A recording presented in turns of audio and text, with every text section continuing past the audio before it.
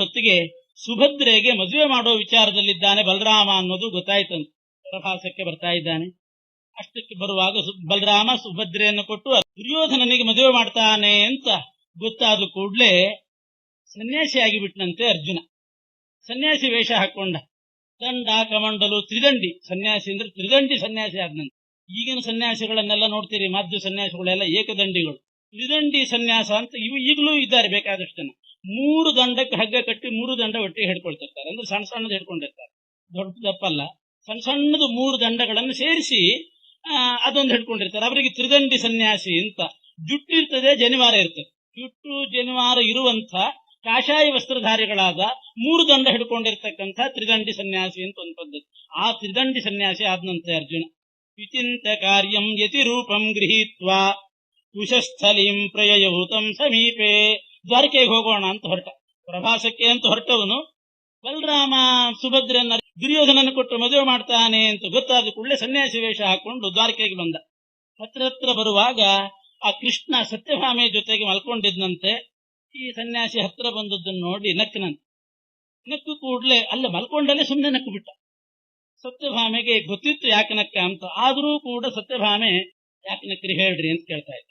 ಯಾಕೆ ನಕ್ರಿ ಗೊತ್ತಿತ್ತು, ಕೇಳಿದ್ಲು. ಪರಸ್ಪರ ಪ್ರೀತಿ ಇದೆ ಅಂತ ತೋರಿಸಲಿಕ್ಕೆ ಕೃಷ್ಣನು ಕೂಡ ವಿಚಾರ ಹೇಳಿದ್ನಂತೆ. ಏನಿಲ್ಲ, ನಮಗೆ ತುಂಬಾ ಬೇಕಾದ ಅರ್ಜುನ ಸನ್ಯಾಸಾಶ್ರಮ ತಗೊಂಡಂತೆ, ಅದಕ್ಕೆ ನಕ್ಕೆ ಅಂತ. ಅವನಿಗೆ ಯಾರೋ ಸನ್ಯಾಸಿ ಯಾರು ಕೊಟ್ಟರೆ, ನಂತೂ ಸನ್ಯಾಸಿ ಕೊಟ್ಟಿಲ್ಲ, ಯಾರೂ ಕೊಟ್ಟಿಲ್ಲ, ತಾನೇ ತಗೊಂಡ್ಬಿಟ್ಟಿದೆ. ಎಷ್ಟೋ ಜನ ತಾವೇ ತಗೊಳ್ಳೋರು ಇರ್ತಾರೆ. ಹಾಗೆ ಸನ್ಯಾಸಿಯಾಗಿ ಬರ್ತಿದ್ದಾನೆ ಅಂತ ಅದಕ್ಕೆ ನಕ್ಕಿನಂತೆ ಕೃಷ್ಣ. ಅಷ್ಟೊತ್ತಿಗೆ ರೈವತ ಪರ್ವತಕ್ಕೆ ಬಂದಂತೆ. ಅಲ್ಲಿಂದ ಆ ರೈವತಕ ಪರ್ವತದಲ್ಲಿ ಸುಭದ್ರೇನೂ ಬಂದಿದ್ದಂತೆ. ಆ ರೈವತ ಪರ್ವತಕ್ಕೆ ಬರ್ತಾರೆ ಅಂತ ಗೊತ್ತಾಗಿ ಅದು ದ್ವಾರಕೆ ಹತ್ತಿರ. ಅರ್ಜುನನು ಕೂಡ ಅಲ್ಲೇ ಬಂದಂತೆ ಸನ್ಯಾಸಿ ವೇಷದಿಂದ. ಒಂದವನು ಆ ಸನ್ಯಾಸಿಯಾಗಿ ಸುಭದ್ರನ್ನು ನೋಡಿದ್ನಂತೆ. ಅಲ್ಲಿ ಹೇಗಿದ್ದಾಳೆ ಅಂತ ನೋಡಿ, ಇವನು ನೋಡಿದಾನೆ ಅಂತ ಅನ್ನೋದು ಕೃಷ್ಣನಿಗೆ ಗೊತ್ತಾಯ್ತಂತೆ. ಯಾರು ನೋಡ್ತಾರೆ, ಏನ್ ಮಾಡ್ತಾರೆ ಎಲ್ಲ ಗೊತ್ತಾಗ್ತದೆ ಅವನಿಗೆ. ಈ ಸನ್ಯಾಸಿ ನೋಡಿದ್ದನ್ನು ನೋಡಿ ಕೃಷ್ಣ ಎಲ್ಲರ ಕಣ್ಣು ತಪ್ಪಿಸಿ ಅರ್ಜುನ ಸನ್ಯಾಸಿ ಹತ್ರ ಬಂದು ಸುಭದ್ರನ್ನು ನೋಡಿದ್ಯಾ, ಒಪ್ಪಿಗಿದ್ಯಾ ಅಂತ ಕೇಳಿದ್ನಂತೆ ಬಾಯ್ಬಿಟ್ಟು. ಪರವಾಗಿಲ್ಲ, ಚೆನ್ನಾಗಿದ್ದಾಳೆ ಅಂತಲೂ ಅನ್ನಂತೆ ಈ ಸನ್ಯಾಸಿ. ಏನ್ ಸನ್ಯಾಸಿ, ಪರವಾಗಿಲ್ಲ ಚೆನ್ನಾಗಿದ್ದಾಳೆ ಅಂತ ಅನ್ನಂತೆ ಅರ್ಜುನ. ಸರಿ, ಹಾಗಾದ್ರೆ ನಾನು ನಿನಗೆ ಮದುವೆ ಮಾಡೋ ವ್ಯವಸ್ಥೆ ಮಾಡ್ತೀನಿ ಅಂತಲೂ ಕೂಡ ಹೇಳಿದನಂತೆ. ಯಾರಿಗೂ ಗೊತ್ತಾಗದ ಹಾಗೆ ಇಷ್ಟು ವ್ಯವಹಾರ ಮಾಡಿದ್ದಾನೆ ಶ್ರೀಕೃಷ್ಣ. ಕಾರಣ ಏನು ಅಂತಂದ್ರೆ, ಆ ಬಲರಾಮ ತನ್ನ ತಂಗಿ ಅಂದ್ರೆ ನಿಜವಾಗೂ ಕೃಷ್ಣನ ತಂಗಿ ಅವಳು, ದೇವಕಿ ಹೊಟ್ಟೆಯಲ್ಲಿ ಹುಟ್ಟಿದವಳು. ಬೆಳೆದದ್ದು ಮಾತ್ರ ರೋಹಿಣಿ ಮನೆಯಲ್ಲಿ, ಬಲರಾಮನ ಮನೆಯಲ್ಲಿ ಬೆಳೆದದ್ದು. ಅಂಥದ್ದನ್ನ ಬಲರಾಮ ದುರ್ಯೋಧನನ ಕೊಟ್ಟು ಮದುವೆ ಮಾಡ್ತೇನೆ ಅಂತಾಳಲ್ಲ ಈ ಸುಭದ್ರೆಯನ್ನ ಬಲರಾಮ ಹೊರಟಿದ್ದಾನೆ. ಮತ್ತು ಅನೇಕ ಜನ ಬಲರಾಮನ ಪಕ್ಷಕ್ಕೆ ಸೇರಿದ್ರಂತೆ, ದೊಡ್ಡ ದೊಡ್ಡ ಯಾದವರೆಲ್ಲ. ಅವ್ರಿಗೆಲ್ಲರಿಗೂ ತಕ್ಕ ಶಾಸ್ತಿ ಮಾಡಬೇಕು ಅಂತ ಅರ್ಜುನನಿಗೆ ಇಷ್ಟೆಲ್ಲ ಒಪ್ಪಂದ ಮಾಡಿ, ನೀನು ದ್ವಾರಕೆಗೆ ಹೋಗೋಣ ಬಾ ಅಂತ ಕರ್ಕೊಂಡು ಬಂದಿದ್ದಾನೆ.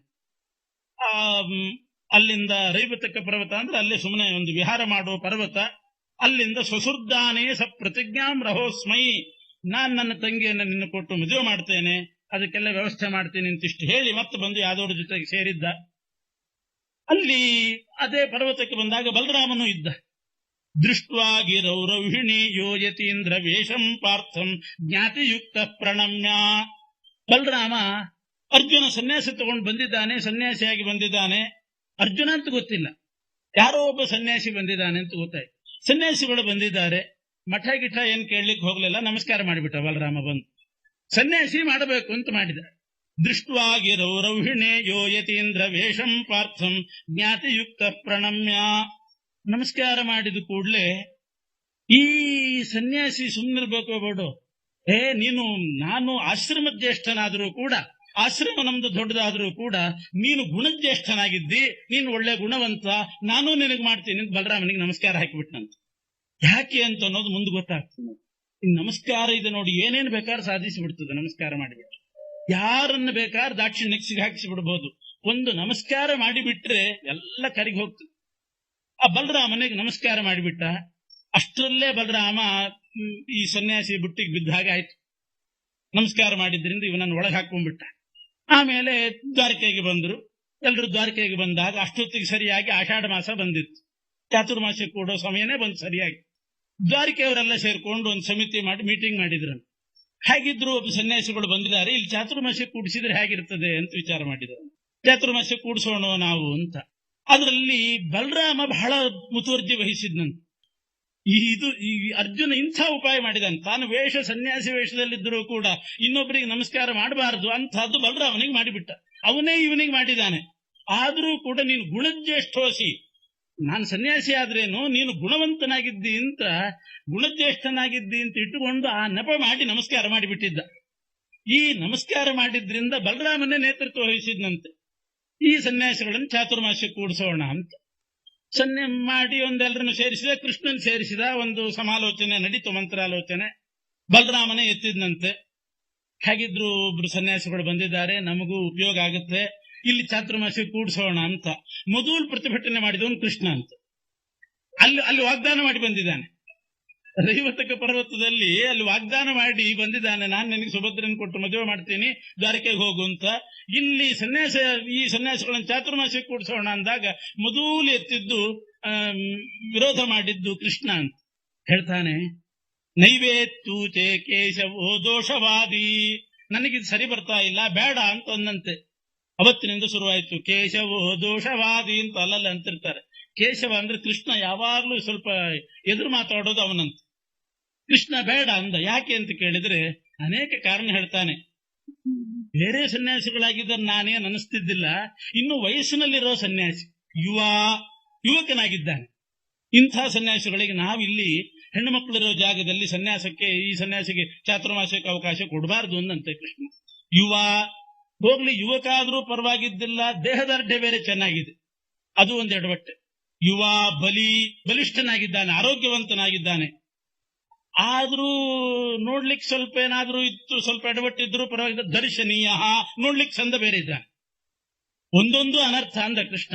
ಯುವಕ ಆಗಿದ್ದಾನೆ ಈ ಸನ್ಯಾಸಿ, ಒಳ್ಳೆ ಆರೋಗ್ಯವಂತ, ಅದ್ರ ಮೇಲೆ ದರ್ಶನೀಯ, ಅಷ್ಟಾಗಿದ್ರೂ ಪರವಾಗಿದ್ದಿಲ್ಲ. ಇನ್ನೊಂದಿದೆ ಅತಿವಾಗ್ಮಿ, ಮಾತು ಬೇರೆ ಜಾಸ್ತಿ. ಸ್ವಲ್ಪ ಮಾತು ಕಡಿಮೆ ಅಂತ ಆಗಿದ್ರೆ ಗಂಭೀರವಾಗಿದ್ರು ಪರವಾಗಿದ್ದಿಲ್ಲ, ಕೂಡಿಸಬಹುದಾಗಿತ್ತು. ಮಾತು ಬೇರೆ ಜಾಸ್ತಿ. ಬಲಿ ದರ್ಶನೀಯೋ ತಿವಾಗ್ಮಿ ನಾಯಂ ಯೋಗ್ಯ ಕನ್ಯಕಾಗಾರ ವಾಸಂ. ಹೆಣ್ಣು ಮಕ್ಕಳು ಇರತಕ್ಕಂಥ ನಮ್ಮನೇಲಿ ಚಾತುರ್ಮಾಸ್ಯ ಕೂಡಿಸಬಾರದು ಕೃಷ್ಣ ಅಂತ ತಾನೇ ಅಂದಿದ್ದಾನೆ. ಸುಭದ್ರನ ಕೊಟ್ಟು ಮದುವೆ ಮಾಡ್ತೀನಿ ಅಂತ. ಇಲ್ಲಿ ಬಂದು ತನ್ನ ಮೇಲೆ ದೋಷ ಬೀಳಬಾರದು ಅಂತ ಇಲ್ಲಿ ಬೇಡ ಅಂತಿದ್ದಾನೆ. ಯಾಕೆಂದ್ರೆ ಬಲರಾಮ ಒತ್ತಾಯ ಮಾಡಿ ಕೂಡಿಸೋದು ಗ್ಯಾರಂಟಿ ಅಂತ ಗೊತ್ತಿವನಿಗೆ. ಯಾಕೆಂದ್ರೆ ಹಾಗೆ ನಮಸ್ಕಾರ ಮಾಡಿಸ್ಕೊಂಡ್ಬಿಟ್ಟಿದ್ ನನಗೆ, ಆ ದಾಕ್ಷಿಣ್ಯ ಕೂಡಿಸ್ತಾನೆ ಅಂತ ಗ್ಯಾರಂಟಿ. ನಾನ್ ತೊಂದು ನೋಡಿದ್ರೆ ಬೇಡ ಅಂತಿದ್ದಾನೆ. ಇತ್ಯುಕ್ತವಂತಂ ರಾಮ ಆಹಾಪ್ತ ವಿದ್ಯೆ ನಾಸ್ಮಿನ್ ಶಂಕೇತ್ತೇವ ಲೋಕಾಧಿನಾಥಂ.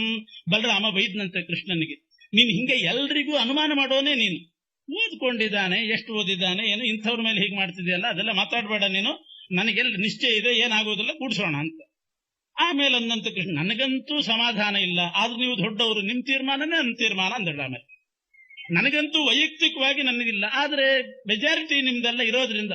ಈ ಬಲರಾಮ ಅಷ್ಟರಲ್ಲಿ ಏನ್ ಮಾಡಿದ್ದ, ಇವ್ರು ನಮಸ್ಕಾರ ಮಾಡಿದ್ರಿಂದ ಈ ಮೀಟಿಂಗ್ ಮುಂಚೆ ಒಂದು ಮಿನಿ ಮೀಟಿಂಗ್ ಮಾಡ್ಕೊಂಡ್ಬಿಟ್ಟಿದ್. ನಾನು ದೊಡ್ಡ ಮೀಟಿಂಗ್ ನಲ್ಲಿ ನೀವೆಲ್ಲ ನನಗೆ ಓಟ್ ಹಾಕ್ಬೇಕು ಅಂತ ಮೊದಲು ಒಳಗೆ ಸೇರಿಸ್ಕೊಂಡ್ಬಿಟ್ಟಿದ್ದ ಕೆಲವ್ರನ್ನೆಲ್ಲ.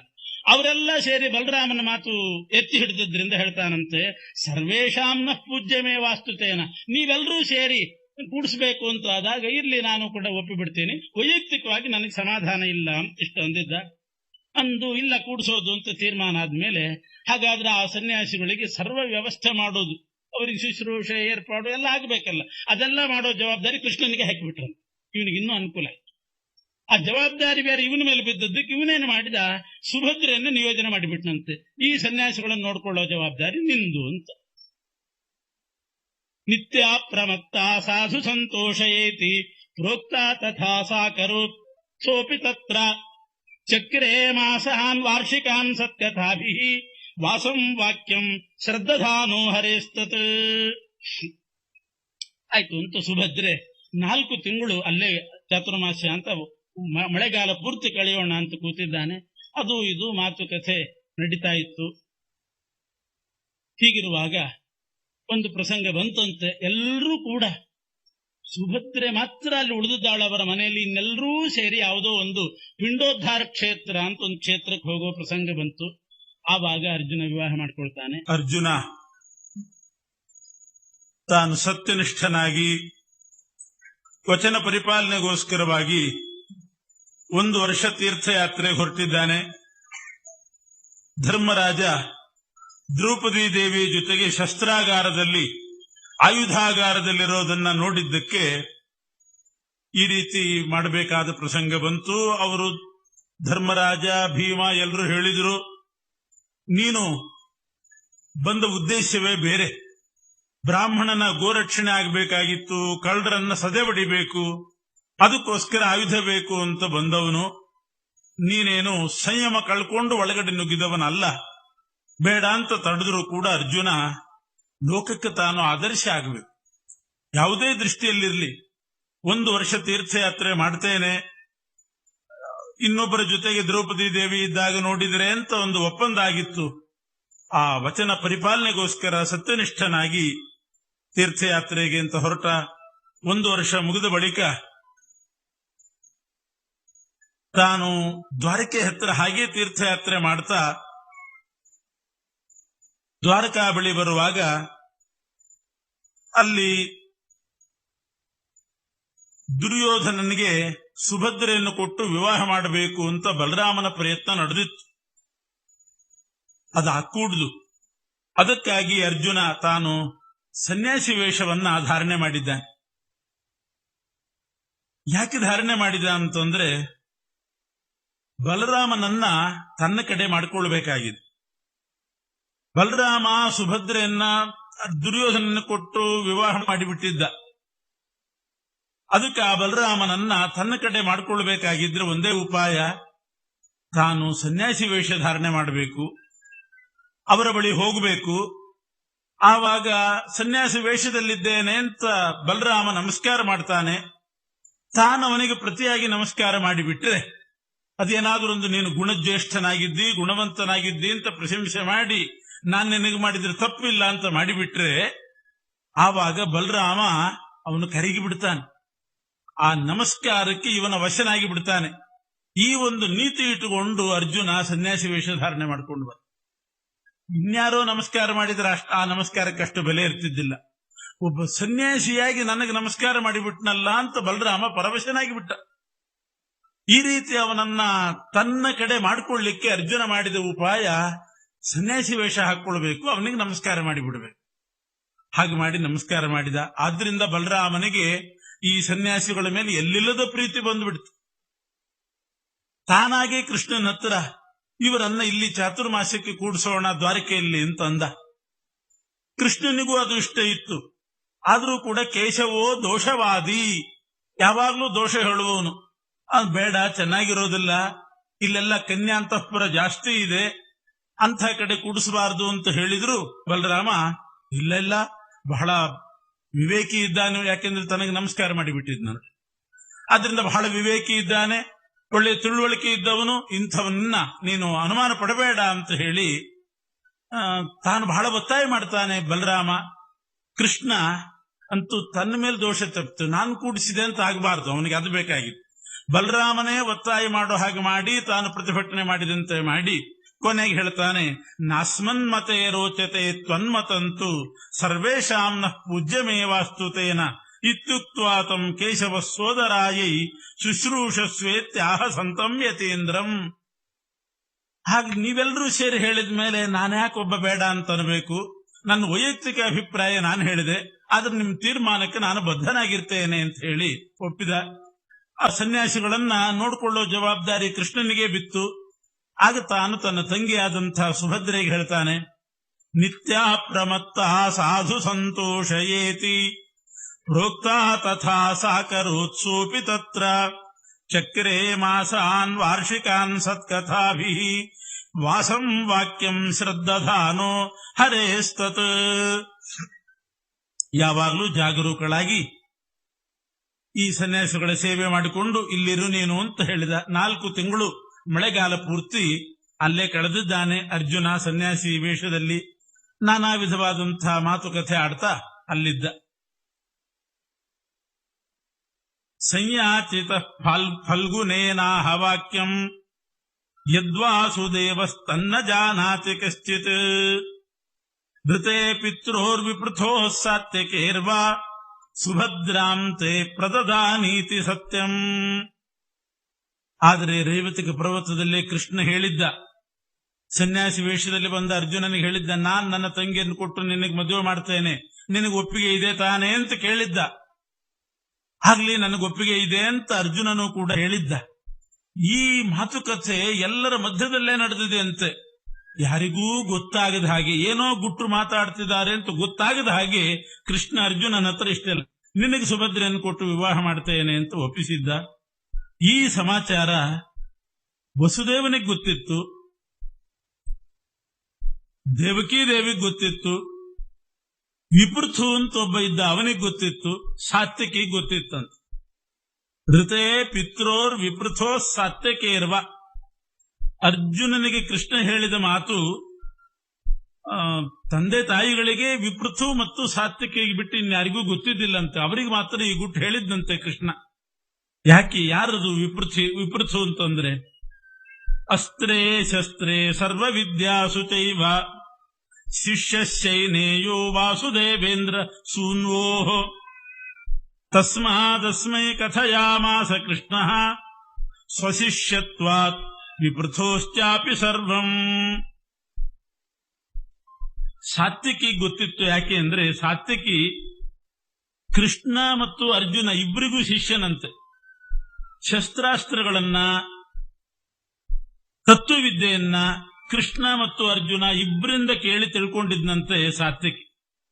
ಆದ್ರಿಂದ ಅರ್ಜುನ ಸುಭದ್ರೆಯನ್ನು ಮದುವೆ ಮಾಡಿಕೊಳ್ಳೋ ವೃತ್ತಾಂತ ಅರ್ಜುನನ ಶಿಷ್ಯನಾಗಿರ್ತಕ್ಕಂಥ ಸಾತ್ಯಕಿ ಗೊತ್ತಾದ್ರೆ ಅದರಲ್ಲೇನು ದೋಷ ಇಲ್ಲ.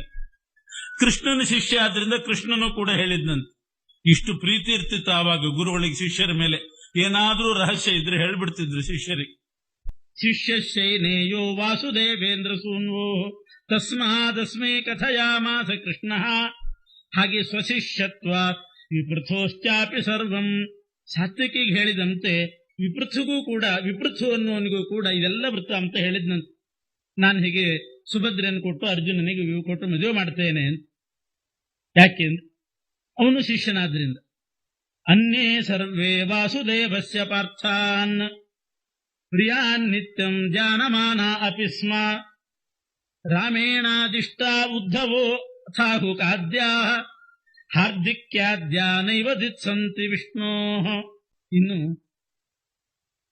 ಉದ್ಧವ, ಆಹುಕ ಅಂತೊಬ್ಬ, ಹಾರ್ದಿಕ್ಯ ಅಂದ್ರೆ ಕೃತವರ್ಮ, ಉದ್ಧವ, ಆಹುಕ, ಕೃತವರ್ಮ ಇವರೆಲ್ಲರೂ ಬಲರಾಮನ ಕಡೆ ಸೇರಿಬಿಟ್ಟಿದ್ರಂತ.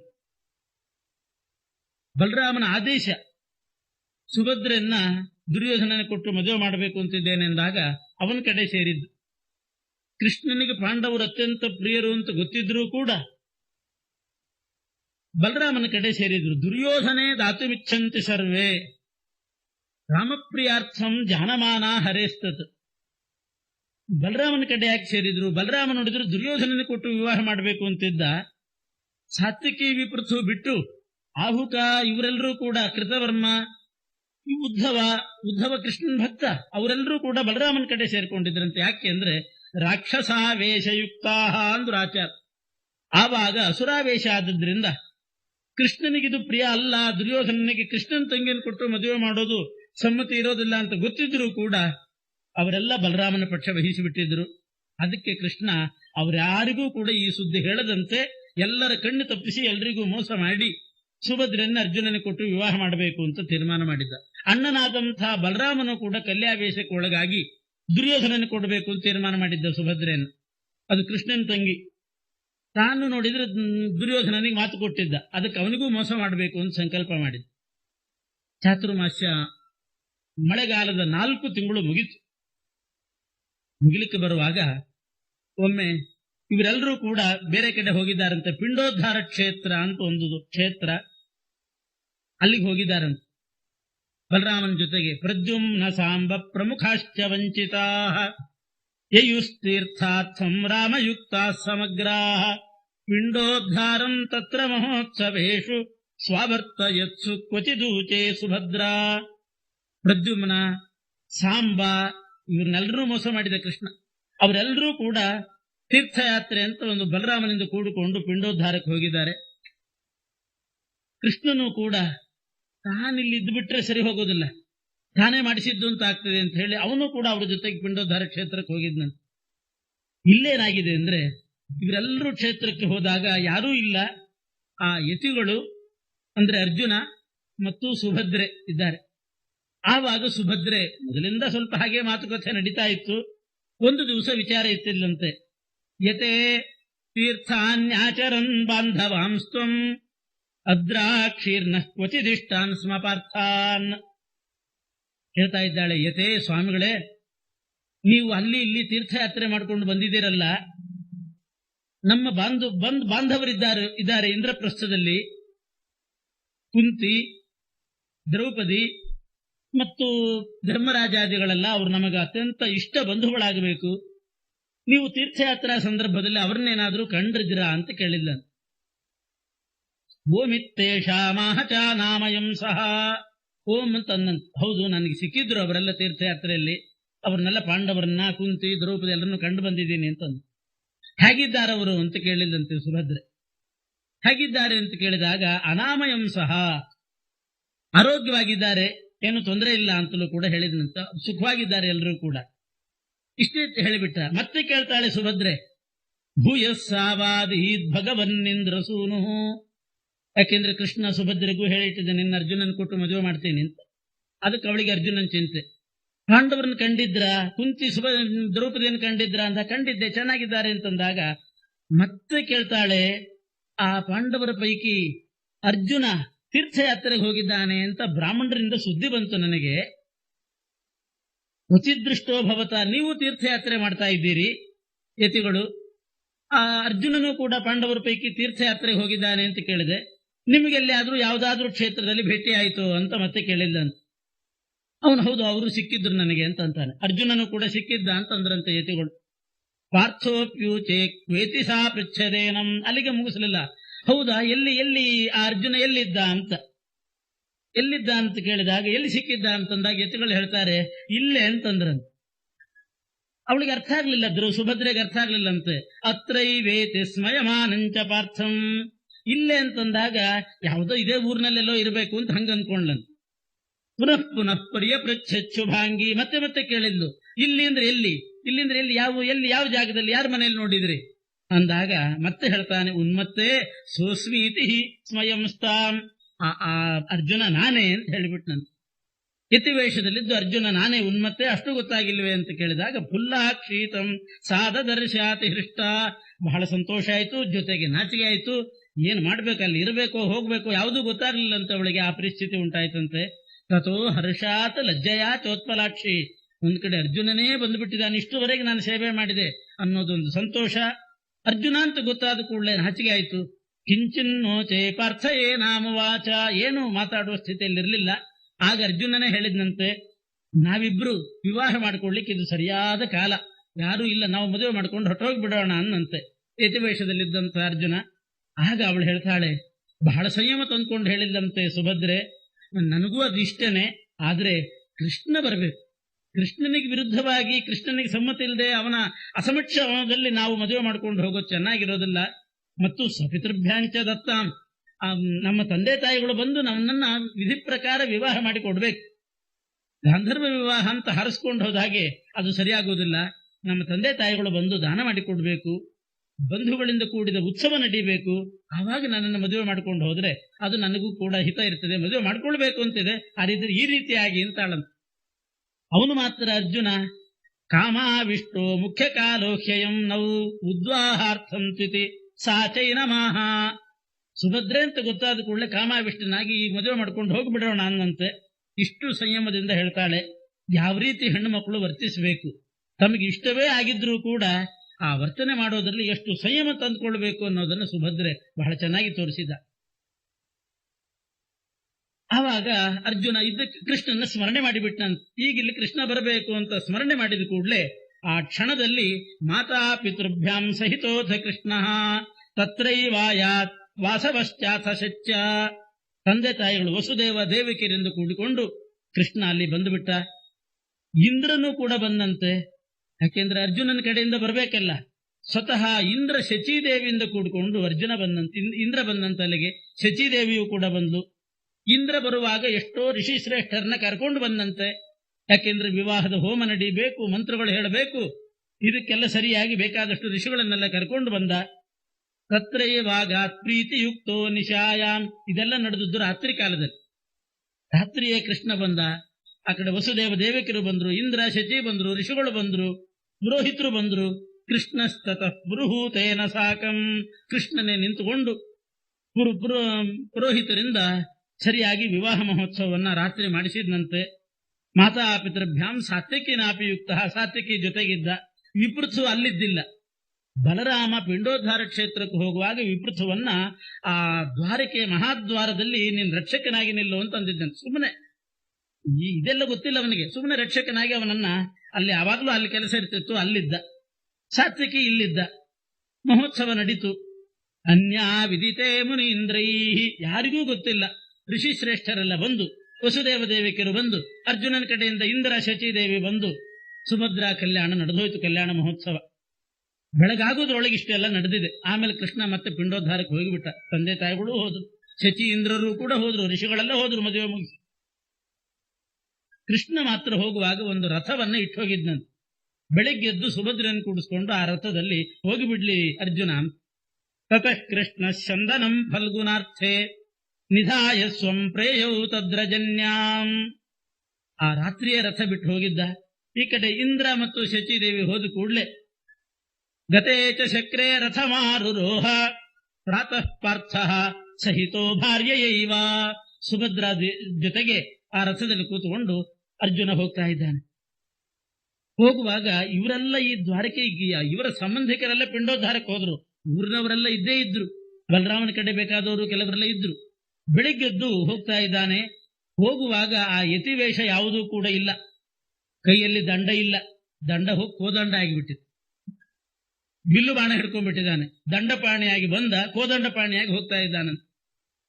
ಯತಿವೇಷ ಧಾರಣೆ ಮಾಡಿಕೊಂಡು ಬಂದಿದ್ದ. ಸುಭದ್ರೆಯನ್ನು ಕರ್ಕೊಂಡು ಹೋಗ್ತಾ ಇದ್ದಾನೆ. ಸರ್ವಾಯುಧೈರ್ಯುಕ್ತ ರಥಂ ಸಮಾಸ್ಥಿತೆ. ಏನೇನು ಬೇಕೋ ಎಲ್ಲ ಆಯುಧಗಳನ್ನು ಮೊದಲೇ ಇಟ್ಟುಬಿಟ್ಟಿದ್ದಂತೆ ಕೃಷ್ಣ. ಬಲರಾಮನ ಕಡೆಯವರು ವಿರೋಧ ಮಾಡಿ ಯಾರು ಇರ್ಲಿ ಅರ್ಜುನನಿಗೆ ಅಂತ ಹೇಳಿ ಸಕಲ ಆಯುಧಗಳಿಂದ ತುಂಬಿಸಿದ ರಥ ಬಿಟ್ಟು ಹೋಗಿದ್ದು. ಆ ರಥದಲ್ಲಿ ಕೂತುಕೊಂಡು ಗೃಹೀತ ಚಾಪೆ ಫಲ್ಗುನೇ ದ್ವಾರವತ್ಯಾಂ ಆಸೀದ್ರಾವ ಕಿಂಕಿಮೇ ತತ್ರಿದಂಡಿ ಕನ್ಯಾಂ ಹರತ್ತೇಶ ಕೋದಂಡಪಾಣಿ. ಈ ತ್ರಿದಂಡಿ ಸನ್ಯಾಸಿ ಕೋದಂಡಪಾಣಿಯಾಗಿ ಕನ್ಯಾಪಹರಣ ಮಾಡ್ಕೊಂಡು ಹೋಗ್ತಿದ್ದಾನೆಂತ ಭಾರೀ ಕೋಲಾಹಲ ಗಲಾಟೆ ನಡೆದೋಯ್ತಂತ. ಏನಿದು ಈ ಸನ್ಯಾಸಿಗಳು ಹೋಗ್ತಾ ಇದ್ದಾರೆ ಕೋದಂಡಪಾಣಿಯಾಗಿ. ಎಲ್ಲ ವೇಷ ಗೀಷ ಕಳಿಸಿ ಅರ್ಜುನನಾಗಿ ಹೋಗ್ತಾ ಇದ್ದಾನೆ.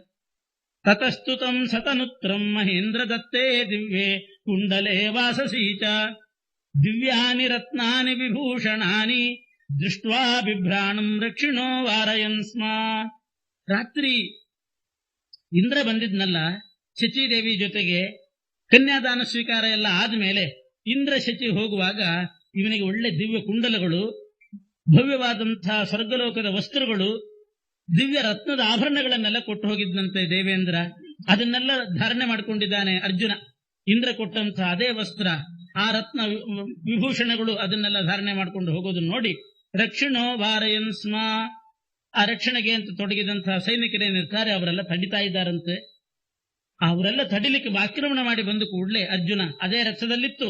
ಬೆರಳುಗಳಿಗೆ ಹಾಕಬೇಕಾದಂತಹ ಆ ಬೆರಳು ಚೀಲ, ಕೈ ಚೀಲ ಅದನ್ನೆಲ್ಲ ಹಾಕೊಂಡು ಬಿಲ್ಲು ಬಾಣ ಹಿಡ್ಕೊಂಡು ಯುದ್ಧಕ್ಕೆ ನಿಂತು ಬಿಟ್ಟು ಚಕ್ರೇಂತರಿಕ್ಷಂ ಪ್ರತಿಶೋ ದಿಶಶ್ಚ ನಿರಂತರಂ ಶಿಕ್ಷಯ ವಿದ್ಯೆಯಾಚ.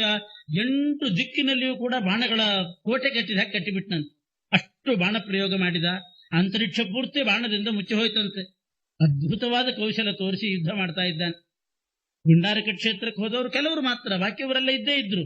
ಅಷ್ಟೂ ಜನರನ್ನ ಏಕಾಂಗ ವೀರನಾಗಿ ಎದುರಿಸ್ತಾ ಇದ್ದಾನೆ. ಹೌದು, ಬಾಣ ಬಿಡಬೇಕಾದ್ರೆ ರಥ ಓಡಿಸ್ಬೇಕಲ್ಲ, ಅದ್ಯಾರು ಅಂತಂದ್ರೆ ಮೊದಲೇ ಕೃಷ್ಣ ಉಪಾಯ ಮಾಡಿ ಸುಭದ್ರೆಗೆ ರಥ ಓಡಿಸೋದು ಕಲಿಸಿದ್ನಂತೆ. ಎಂಥ ಉಪಾಯ! ಡ್ರೈವಿಂಗ್ ಮೊದಲೇ ಕಲಿಸಿಟ್ಬಿಟ್ಟಿದ್ನಂತೆ. ಇವನು ಯುದ್ಧ ಮಾಡುವಾಗ ನೀನೇ ಡ್ರೈವ್ ಮಾಡು ಅಂತ. ಚಕ್ರೇ ಸಾರಥ್ಯಂ ಕೇಶವೇನೈತದರ್ಥೆ ಸುಶಿಕ್ಷಿತ ತಸ್ಯ ಸಮ್ಯಕ್ ಸುಭದ್ರ ಬಹಳ ಚೆನ್ನಾಗಿ ರಥ ಓಡಿಸ್ಲಿಕ್ಕೆ ಕಲಿತು ಬಿಟ್ಟಿದ್ಲಂತೆ. ಬೇಕಾದಷ್ಟು ಅಭ್ಯಾಸ ಇತ್ತು. ತಯಾ ಪಾರ್ಥೋ ವಾರಿತೋ ನೈವ ಕಿಂಚಿತ್ ಭಿನ್ನತ್ವ ಚಂಕೃತವಾನ್ ಕ್ರೀಡಮಾನಃ. ಅದರಿಂದ ಸುಭದ್ರೆ ಸಾರಥ್ಯ ಮಾಡ್ತಾ ಇದ್ದಾಳೆ. ಅರ್ಜುನ ಬಿಲ್ಲು ಬಾಣ ಹಿಡ್ಕೊಂಡು ಯುದ್ಧಕ್ಕೆ ನಿಂತು ಬಿಟ್ಟ. ಆದ್ರೆ ಎಂಥ ಯುದ್ಧ ಮಾಡಿದ ಅಂದ್ರೆ ಅಲ್ಲಿ ದ್ವಾರಕೆಯ ಒಂದೇ ಒಂದು ಪ್ರಜೆಗೆ, ಒಬ್ಬನೇ ಒಬ್ಬ ಸೈನಿಕನಿಗೆ ಗಾಯ ಆಗ್ಲಿಲ್ಲಂತೆ. ಒಬ್ಬನ ದೇಹದಿಂದ ಒಂದು ಹನಿ ರಕ್ತ ಬರಲಿಲ್ಲ. ಆ ರೀತಿ ಬಿಲ್ಲು ಬಾಣ ಇಟ್ಕೊಂಡು ಯುದ್ಧ ಮಾಡಿದಂತೆ. ಅವರನ್ನು ತಡಿತಾ ಇದ್ದ, ಅವರನ್ನು ಗಾಬರಿಗೊಳಿಸ್ತಾ ಇದ್ದ ಹೊರತು ಒಬ್ಬರಿಗೂ ಗಾಯ ಮಾಡಲಿಲ್ಲ, ಆಸ್ಪತ್ರೆಗೆ ಸೇರಿಸೋ ಹಾಗೆ ಮಾಡಲಿಲ್ಲ. ಯಾಕೆ ಅಂದ್ರೆ ಇವರೆಲ್ಲ ಕೃಷ್ಣನ್ ಕಡೆಯವರು. ಬಲರಾಮ ನನಗೆ ಕೊಡ್ಲಿಕ್ಕೆ ಇಷ್ಟ ಇದ್ದಿಲ್ಲ ಅಷ್ಟೇ ಹೊರತು ಇವರೇನು ನಮ್ಮ ಶತ್ರುಗಳಲ್ಲ, ಏನಲ್ಲ, ಇವ್ರಿಗೆ ಯಾಕೆ ಮಾಡ್ಬೇಕು. ಇದೇ ರೀತಿಯ ಮಾರ್ಧವ ಅರ್ಜುನ ತೋರಿಸಿದ್ದು ದ್ರುಪದ ರಾಜನ ನಿಗ್ರಹ ಮಾಡುವಾಗ. ದ್ರುಪದ ರಾಜನ ನಿಗ್ರಹ ಮಾಡುವಾಗ ಭೀಮ ಚೆನ್ನಾಗಿ ಸೈನಿಕರನ್ನು ಹೊಡಿತಾ ಇದ್ರೆ ಅರ್ಜುನ ಹೇಳಿದಂತೆ ಅವರನ್ನು ಎದುರಿಸಬೇಕೆಷ್ಟು ಅಷ್ಟೇ ಎದುರಿಸಿದ್ರೆ ಸಾಕು, ಅವರನ್ನ ಪ್ರಾಣಹಾನಿ ಮಾಡಬೇಡ. ಯಾಕೆ ಅಂತಂದ್ರೆ ನಮಗೂ ದ್ರುಪದ ರಾಜನಿಗೂ ಏನೂ ಶತ್ರುತ್ವ ಇಲ್ಲ. ದ್ರೋಣಾಚಾರ್ಯರಿಗೆ ಬೇಕು ದ್ರುಪದ ರಾಜನನ್ನ ಬಂಧನ ಮಾಡಿ ತಗೊಂಡು ಹೋಗೋದು. ಅಷ್ಟು ಮಾಡ್ಲಿಕ್ಕೆ ಈ ಸೈನಿಕರನ್ನೆಲ್ಲ ಕೊಲ್ಲಬೇಡ, ಸಿಕ್ಕಾಯ್ತಲ್ಲ ದ್ರುಪದ ರಾಜ, ಸಾಕಿನ್ನೇನೋ ಮಾಡಬೇಡ ಅಂತ ಭಾರಿ ಮಾರ್ಧವ ತೋರಿಸಿದ್ನಂತೆ. ಇಲ್ಲಿಯೂ ಅದೇ ಮಾರ್ಧವ ತೋರಿಸ್ತಾ ಇದ್ದಾನೆ. ದ್ವಾರಕೆಯ ಕಡೆಯವರಾಗಿರೋದು, ದ್ವಾರಕೆಯವರು ಕೃಷ್ಣನ ಕಡೆಯವರು, ನಾವ್ಯಾಕೆ ಅವರಿಗೆ ಗಾಯಗೊಳಿಸಬೇಕು ಅಂತ ಬಹಳ ಅದ್ಭುತವಾದ ರೀತಿಯಲ್ಲಿ ಮಾಡಿದನು. ಹಿಂದೆ ಏಕಲವ್ಯ ಬೊಗಳ್ತಾ ಇದ್ದಂತಹ ನಾಯಿಯ ಬಾಯಿಯಲ್ಲಿ ಬಾಣ ತುಂಬಿದ್ನಂತೆ. ಬಾಣ ತುಂಬಿದಾಗ ನೋಡಿದ್ದ ಅರ್ಜುನ. ಹೇಗೆ ಬಾಣ ತುಂಬಿದ್ದ ಅಂದ್ರೆ ಆ ನಾಯಿಯ ಬಾಯಿ ತುಂಬಾ ಬಾಣ ತುಂಬಿದೆ, ಆದ್ರೆ ಒಂದು ಹನಿ ರಕ್ತ ನಾಯಿಯ ಬಾಯಿಯಿಂದ ಬಂದಿಲ್ಲ. ಎಲ್ಲಿಂದಲೋ ನಿಂತುಕೊಂಡು ಶಬ್ದವೇಧಿಯಾಗಿ ಬಿಟ್ಟದ್ದು ಏಕಲವ್ಯ. ಶಬ್ದವೇಧಿ ಅಂತಂದ್ರೆ ವಸ್ತುವನ್ನು ನೋಡಿಲ್ಲ, ಬರೇ ಶಬ್ದ ಕೇಳಿ ಬಾಣ ಬಿಟ್ಟಿದ್ದಾನೆ. ಅಷ್ಟು ಬಾಣಗಳು ಬಂದು ನಾಯಿ ಬಾಯಿ ತುಂಬಿದೆ, ಆದ್ರೆ ಒಂದು ಹನಿ ರಕ್ತ ಬಂದಿಲ್ಲ ಅಂತಂದ್ರೆ ಎಂಥ ಕೌಶಲ. ಅದನ್ನು ನೋಡಿ ಅವನಿಗಿಂತ ಮಿಗಿಲಾಗಬೇಕು ಅಂತ ಅದನ್ನ ಅಭ್ಯಾಸ ಮಾಡಿದ್ದಂತೆ ಅರ್ಜುನ. ಅದು ಇಲ್ಲಿ ತೋರಿಸ್ತಾ ಇದ್ದಾನೆ. ದ್ವಾರಕೆಯ ಆ ಸೈನಿಕರ ಮೇಲೆ ಬಿಡಬೇಕಾದ್ರೆ ಒಬ್ಬರಿಗೂ ಕೂಡ ಭಿನ್ನತ್ವಚಂ ನೈವ ಕಿಂಚಿತ್ ಭಿನ್ನತ್ವ ಕಂಚಿತ್ ಭಿನ್ನತ್ವಚಂ ಕೃತವಾನ್ ಕ್ರೀಡಮಾನಃ. ಒಂದು ರೀತಿ ಆಟ ಆಡಿದ ಹಾಗೆ ಆಡಿದ್ರಂತೆ. ಆಟ ಆಡುವಾಗ ಇನ್ನೊಬ್ಬರಿಗೆ ಪ್ರಾಣಹಾನಿ ಆಗದೇ ಇರುವಂತೆ, ಕೈಕಾಲು ಮುರಿದೇ ಇರೋ ಹಾಗೆ ಆಡ್ತಾರೋ ಆ ರೀತಿ ಅರ್ಜುನ ಬಾಣ ಪ್ರಯೋಗ ಮಾಡಿದ್ದಾನೆ. ಸುಶಿಕ್ಷಯ ಅದ್ಭುತಯ ಶರೌಘೈಹಿ ವಿದ್ರಾವ್ಯತಾನ್ ಭೀಷಯಿತ್ವ ಇವ ಸರ್ವಾನ್. ಅವರಿಗೆಲ್ಲ ಆ ಬಾಣ ಬರೋದು ನೋಡಿದ್ರೆ ಹೆದರಿಕೆ ಆಗಬೇಕು. ಆ ರೀತಿ ಬಾಣ ಪ್ರಯೋಗ ಮಾಡೋದು ನೋಡಿದ್ರೆ ಏನಾಗ್ತದೆ ಅಂತ ಅನಿಸಿರ್ಬೇಕು. ಆದ್ರೆ ಆ ಬಾಣಗಳೆಲ್ಲ ಸುಮ್ಮನೆ ತಾಗಬೇಕು, ತಗಲಬೇಕು, ಬೀಳಬೇಕು. ಆ ರೀತಿ ಬಾಣ ಪ್ರಯೋಗ ಮಾಡಿದನಂತೆ. ಇಷ್ಟು ಮಾಡಿ ಘಾಟಿ ಹೊರಗೆ ಬಂದ. ಹೊರಗೆ ಬರುವಾಗ ಮಹಾದ್ವಾರ, ಊರಿನ ಮಹಾದ್ವಾರದ ಹತ್ರ ವಿಪೃಥು ನಿಂತಿದ್ದಾನೆ. ಅವನು ಬಲರಾಮ ಅಲ್ಲಿ ನಿಲ್ಲಿಸಿ ಹೋಗಿದ್ದಂತೆ. ರಾಮೇಣ ಪುರ್ಯ ರಕ್ಷಣೆ ಸನ್ನಿಯುಕ್ತಂ. ಬಲರಾಮ ಈ ಪುರ ರಕ್ಷಣೆಗಾಗಿ ಅವನನ್ನ ಅಲ್ಲಿ ಇಟ್ಟಿದ್ದ. ಅಂಥ ವಿಪೃಥು ಎದುರಿಸಲಿಕ್ಕೆ ಶುರು ಮಾಡಿದ. ಆದ್ರೆ ಮೊದಲೇ ಹೇಳಿದ್ದ ಕೃಷ್ಣ, ವಿಪೃಥು ನಾನು ಸುಭದ್ರೆಯನ್ನು ಅರ್ಜುನನಿಗೆ ಕೊಟ್ಟು ಮದುವೆ ಮಾಡ್ತೀನಿ ಅಂತ ಮೊದಲೇ ಹೇಳಿದ್ದ. ಈಗ ವಿಪೃಥು ಗೊತ್ತಾಯ್ತು, ಇವನ ಅರ್ಜುನ ಸುಭದ್ರೆಯನ್ನು ಕರ್ಕೊಂಡು ಹೋಗ್ತಿದ್ದಾನೆ. ಆದ್ರೆ ತಾನು ಯುದ್ಧ ಮಾಡದೇನೆ ಸುಮ್ಮನೆ ಹೋಗು ಅಂತ ಹಂಗೆ ಕಳಿಸಿಬಿಟ್ರೆ ಮಹಾದ್ವಾರದಲ್ಲಿ ಯಾರಾದ್ರೂ ನೋಡಿ ಬಲರಾಮನಿಗೆ ಹೇಳ್ತಾರೆ. ಅಲ್ಲಿ ವಿಪೃಥು ದಾರಿಯಲ್ಲಿ ನಿಂತವನು ಸುಮ್ಮನೆ ಕಳಿಸಿಬಿಟ್ಟ, ತಡಿಬೇಕೋ ಬೇಡವೋ ಅಂತ ಹೇಳ್ತಾರೆ. ಅದಕ್ಕೆ ವಿಪೃಥು ಏನು ಮಾಡಿದ ಅಂದ್ರೆ ತಡೆದ ಹಂಗೆ ಮಾಡಿದ, ನಿಜವಾಗಿಯೂ ತಡೆದಿಲ್ಲ ಅವನು. ಆ ರೀತಿ ಮಾಡಿದ. ಬೇರೆಯವ್ರಿಗೆ ನೋಟಕ್ಕೆ ತಡೆದ ಹಾಗೆ ಯುದ್ಧ ಮಾಡೋ ಹಾಗೆ ಮಾಡ್ತಾ ಮಾಡ್ತಾ ಎಷ್ಟು ಚಮತ್ಕಾರ ತೋರಿಸಿದಾನೆ ಅಂತ ಹೇಳ್ತಾರೆ ಆಚಾರ್ಯರು. ಪ್ರಿಯಂ ಕುರ್ವನ್ನಿವ ರಾಮಸ್ಯ ಸೋಪಿ ವ್ಯಾಜೇನ ಪಾರ್ಥಂ ಸೇನಯೈವಾವೃಣೋತ್ತಂ. ದೊಡ್ಡ ಸೈನ್ಯ ತಗೊಂಡು ಆಕ್ರಮಣ ಮಾಡಿ ಬಂದ. ಯಾಕೆ? ಬಲರಾಮನಿಗೆ ತಾನು ಶಿಷ್ಯ, ಬಲರಾಮನಿಗೆ ಪ್ರಿಯ ಮಾಡ್ತಾ ಇದ್ದೀನಿ ಅಂತ ಬೇರೆಯವರು ತಿಳ್ಕೊಂಡಿರ್ಬೇಕು. ಆದ್ರೆ ಕೃಷ್ಣಾದೇಶ ನೈವ ಪಾರ್ಥಸ್ಯ ಚಕ್ರೆ ಸಮ್ಯಕ್ ಗ್ರೋಧಂ ಯುಧೇ ಚಚ್ಛಲೇನ. ಕೃಷ್ಣನ ಮಾತಿನಂತೆ ಅವನನ್ನು ತಡಿಲಿಲ್ಲ, ಚೆನ್ನಾಗೂ ಯುದ್ಧ ಮಾಡಲಿಲ್ಲ. ಆದ್ರೆ ಬೇರೆಯವ್ರ ನೋಟಕ್ಕೆ ಮಾಡಿದಂಗೆ ಮಾಡಿ ಯುದ್ಧ ಮಾಡಿರ್ಬೇಕು. ಅವನಿಗೆ ಅರ್ಜುನನಿಗೆ ಏನೂ ಪ್ರತಿರೋಧ ಆಗಿರಬಾರದು. ಆ ರೀತಿ ಮಾಡಿದ್ನಂತೆ ವಿಪೃಥು. ಅವನು ಒಳ್ಳೆ ಸಜ್ಜೀವ ವಿಪೃಥು. ಯಾರು ಅಂತಂದ್ರೆ 49 ಮಂದಿ ಮರುದ್ದೇವತೆಗಳಲ್ಲಿ 49 ಮರುದ್ಗಣ ಅಂತಿದೆ. 49 ಮರುದ್ದೇವತೆಗಳ ಗಣ. ಅದರಲ್ಲಿ ಸೌಮ್ಯ ಅನ್ನುವಂತಹ ಮರುದ್ದೇವತೆನೆ ವಿಪೃಥವಾಗಿ ಹುಟ್ಟಿತು. ಏಕೋಶ್ಯಸೌ ಮರುತಾಂ ಸೌಮ್ಯನಾಮ. ಅದು ಕೃಷ್ಣನ ಸೇವೆಗಾಗಿಯೇ ಹುಟ್ಟಿದವನು, ಯಾವ ಶಾಪದಿಂದ ಹುಟ್ಟಿದವನಲ್ಲ, ಏನಲ್ಲ. ಆದ್ರಿಂದ ಅಂಥ ವಿಪೃಥುವನ್ನ ತಾನು ಅವನಿಗೂ ತೊಂದರೆ ಮಾಡಬಾರದು ಅಂತ ಕೃಷ್ಣ ಶರವರ್ಷೈರ್ವ ವರ್ಷ ಬಾಣದ ಮಳೆ ಸುರಿಸಿದ್ನಂತೆ. ಆದರೆ ಯಥಾಕ್ಷತಂ ನಭವೇತ್ ಸವ್ಯಸಾಚಿ. ಅಲ್ಲಿ ಸವ್ಯಸಾಚಿ ಅಂತ ಪ್ರಯೋಗ ಮಾಡ್ತಾರೆ. ಬಲಗೈ ಎಡಗೈಯಿಂದ ಬಿಟ್ಟಿದ್ದಾನಂತೆ ಬಾಣಗಳನ್ನು ಅವನ ಮೇಲೆ, ವಿಪೃಥುವಿನ ಮೇಲೆ. ಆದರೆ ಅಷ್ಟು ಬಾಣ ಯಾಕೆ ಬಿಟ್ಟ ಅರ್ಜುನ ಅಂತಂದ್ರೆ ವಿಪೃಥು ಚೆನ್ನಾಗಿ ಹೋರಾಡಿದ್ದಾನೆ ಅಂತ ಬೇರೆಯವರಿಗೆ ಗೊತ್ತಾಗ್ಬೇಕು. ಬಾಣ ಬಿಡೋ ಪ್ರಮೇಯನೇ ಇಲ್ಲ. ಅದನ್ನ ಬಲಗೈಯಿಂದ ಬಾಣ ಬಿಟ್ಟ ಅಂತ ಬೇರೆಯವರೆಲ್ಲ ಬಲರಾಮನಿಗೆ ಹೇಳಿದಾಗ ಹಾಗಾದ್ರೆ ಭಾರಿ ಎದುರಿಸಿದ್ದಾನೆ ವಿಪೃಥು ಅಂತ ಅವನ ಅರ್ಥ ಮಾಡ್ಕೋದು. ಆ ರೀತಿ ಅರ್ಥ ಮಾಡ್ಕೊಳ್ಳಿ ಅಂತ ಹೇಳಿ ಅರ್ಜುನ ಎರಡೂ ಕೈಯಿಂದ ಬಾಣ ಪ್ರಯೋಗ ಮಾಡ್ತಾ ಇದ್ದಾನಂತೆ. ಆದ್ರೆ ಯಥಾಕ್ಷತಂ ನ ಭವೇತ್, ಗಾಯ ಆಗಿರಬಾರದು. ಆ ರೀತಿ ಬಾಣದ ಮಳೆ ಸುರಿಸಿದ, ಒಂದು ಸ್ವಲ್ಪನೂ ಕೂಡ ಗಾಯ ಆಗಿಲ್ಲ. ಆ ರೀತಿ ವಿಪೃತ್ಸವನ ಜೊತೆಗೆ ಯುದ್ಧ ಮಾಡಿದ. ಆದ್ರೆ ಮಾಡ್ತಾ ಮಾಡ್ತಾ ಅವನ ಆಯುಧಗಳನ್ನೆಲ್ಲ ಪುಡಿ ಮಾಡಿದ್ನಂತೆ. ವಿಪೃತ್ಸವನ ಆಯುಧವನ್ನೆಲ್ಲ ನಾಶ ಮಾಡಿದ, ಅವನ ರಥವನ್ನ ಪುಡಿ ಮಾಡಿದ. ಆದ್ರೆ ಅವನಿಗೆ ಏನೂ ಆಗಲಿಲ್ಲ. ಆ ರೀತಿ ಮಾಡಿ